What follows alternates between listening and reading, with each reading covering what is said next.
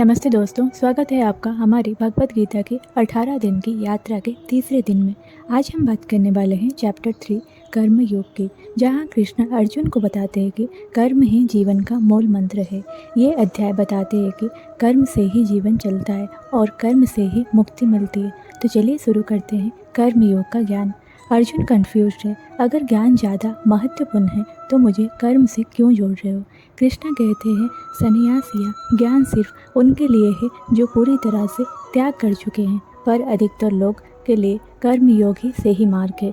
ना कर्मणाम अनारभन नैष्यम्याम पुरुषो स्तुते, यानी कर्म से मुक्ति तभी मिलती है जब तुम कर्म करो, ना कि कर्म छोड़कर। कृष्ण कहते हैं, तुम एक पल के लिए भी बिना कर्म के नहीं रह सकते। सर्व प्रकृति जा गुणे कर्माणि सर्वसा, सभी प्राकृतिक गुणों के द्वारा कर्म होता है। तुम अगर कर्म नहीं करोगे तो भी कुछ न कुछ होने वाला है, इसीलिए कर्म करो, परंतु कर्म इस भाव से करो कि ये मेरी ऑफरिंग है ईश्वर को। जब तुम कर्म करते हो बिना किसी स्वार्थ के तो वही बन जाता है कर्मयोग। कृष्ण कहते हैं, यज्ञ भावना से किया गया कर्म ही पवित्र होता है। यज्ञार्थात कर्मोन न्यात्रा लोकम कर्म बाध्यस्था, यानी जब तक तुम कर्म को यज्ञ रूप में नहीं करते तब तक तुम कर्म के बंधन में बंधे रहोगे। यज्ञ यहाँ अर्थ है समर्पण, सेवा और परोपकार। जब हम अपना काम समझ के हित में करते हैं, बिना ईगो के, बिना फल की चिंता के, तभी हम सच में योगी बनते हैं।